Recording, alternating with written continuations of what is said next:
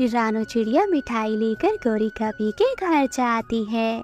गौरी बहन, ये लो मिठाई, मेरे घर में अंडा आया है। इस खुशी में मैंने पूरे जंगल में मिठाई बांटी है। चिड़िया, केवल इतनी सी मिठाई? इतनी मिठाई में तुम हम पति पत्नी में लड़ाई कराओगी। गौरी बहन, आप दोनों मिल बांट कर खा लेना। फिर रानू चिड़िया वहाँ से चली जाती है। कालू आ गया तो वो ये सारी मिठाई खा जाएगा। कालू के आने से पहले पहले मैं मिठाई खा लेती हूँ। गौरी कभी मिठाई खाने ही लगती है, तभी कालू कौवा भी वहाँ आ जाता है। गौरी, ये क्या? ये मिठाई कहाँ से आई? मुझे भी दो। गौरी, मुझे भी दो मिठाई। कालू, ये मिठाई चिड़िया मुझे देकर गई है, तुम्हारे लिए नहीं लाई। गौरी, मैं घर पर नहीं था। अगर मैं भी घर पर होता तो वो मुझे देती। लाओ, आधी मिठाई मुझे दो। इसी बात पर दोनों में लड़ाई हो जाती है। गौरी, मैं ये मिठाई लूंगा। मगर मैं नहीं दूंगी। इसी बात पर गौरी कवि गुस्से में आकर पास में पड़ा हुआ डंडा उठाकर कालू कौवे को मारती है। कालू कौवा चकराता है और गिर जाता है। ये देखकर गौरी कवि डर जाती है। कालू, मेरे सुंदर पति, उठ जाओ, गलती हो गई मुझसे। ना करो मेरे साथ ऐसा मजाक।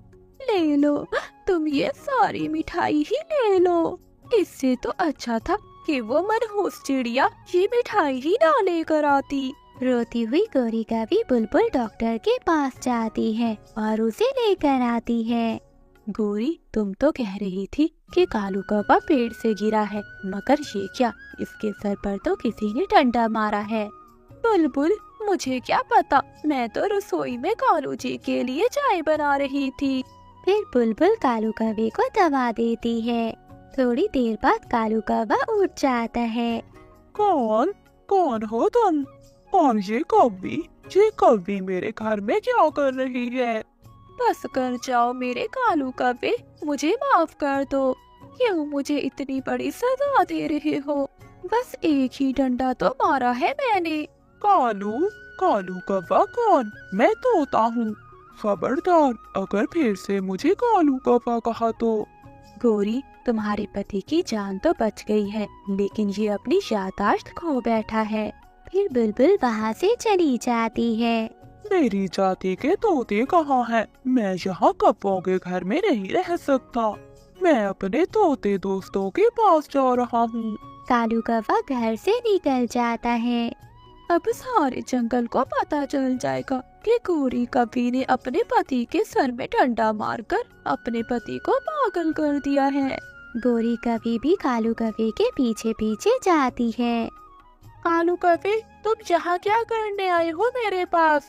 नहीं दोस्त, मैं कोई कौवा नहीं बल्कि एक तोता हूँ, और तोता तोतों के साथ ही तो बैठेगा।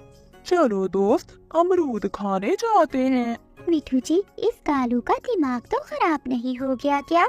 कालू कालू, ये कौन है कालू? वो काली कभी भी मुझे कालू कह रही थी, और वो मोटी बुलबुल भी। कितनी बार कहा है कि मैं कालू कौवा नहीं बल्कि तोता हूँ। फिर मिठू तोता और हरियाली तोती वहाँ से चले जाते हैं। कालू कौवा रोने लग जाता है। ये तोते मुझे कालू कौवा क्यों कह रहे हैं? ये तोते मुझे अपने साथ क्यों नहीं लेकर जा रहे? चिड़िया, वही हुआ जिसका डर था। मेरी और कालू की लड़ाई हो गई। गौरी, मिठाई तो एक बहाना था, तुम तो हमेशा लड़ते रहते हो। मगर चिड़िया, इस बार बात बढ़ गई है। मैंने कालू के सर में डंडा मार दिया है, जिससे कालू की याददाश्त खो गई है। वो खुद को तोता तोता बोल रहा है। गौरी, ये क्या किया तुमने? तुम इतनी भी जालिम हो सकती हो?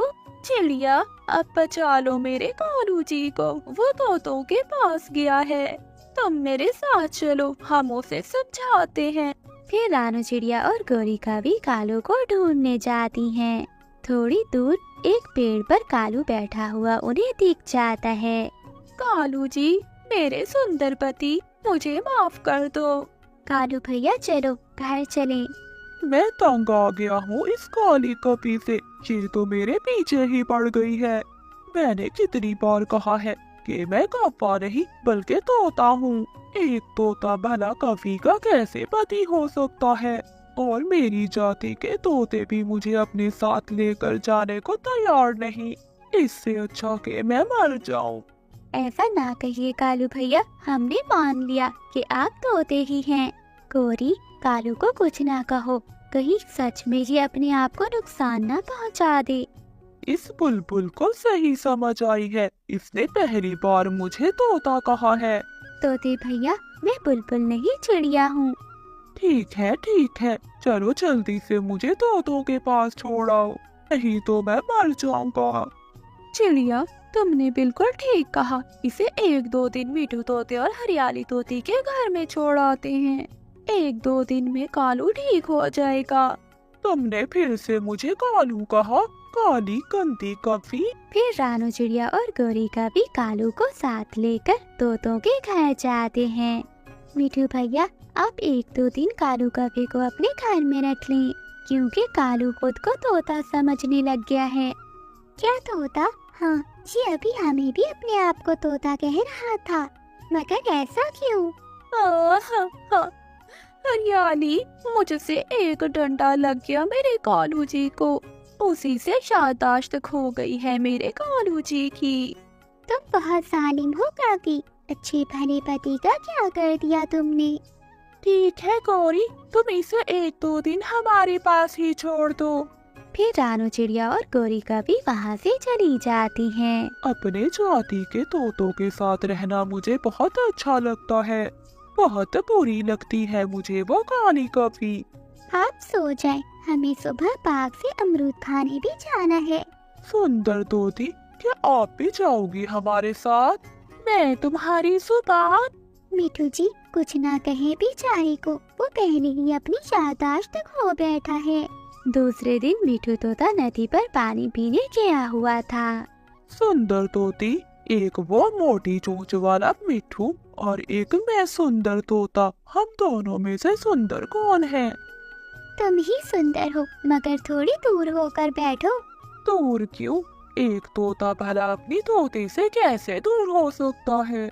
ऐसे कालू कौवा हरियाली की तरफ बढ़ने लगता है। तभी हरियाली तोती डंडा उठाकर कालू कौवे के सर में मारती है।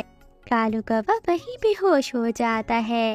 हरियाली भागकर बुलबुल को लाती है। मिठू भी आ गया था और गोरी भी। फिर बुलबुल कालू कौवे को दबा देती है। थोड़ी देर बाद कालू कौवे को होश आ जाता है। गौरी, क्या तुमने वो मिठाई खा ली है? ये सुनकर सब खुश हो जाते हैं। ठीक हो गया, मेरा पति ठीक हो गया। कालू जी, आप घर चलें, मैं अपने हाथों से मिठाई बनाकर खिलाती हूँ अपने पति को। मोटी चोंच वाले मिठू, मुझे यहाँ क्यों लाए हो? ये तुम अपनी पत्नी से ही पूछ लेना। तुम्हारा भला हो हरियाली, जो तुमने दूसरा डंडा मारकर मेरे पति को फिर से कौवा बना दिया। इसे घर ले जाओ, अगर दोबारा डंडा मारो तो इसे कहना कोई चिड़िया या कबूतर बन जाए, मगर तोता नहीं। फिर वो सब हंसने लग जाते हैं।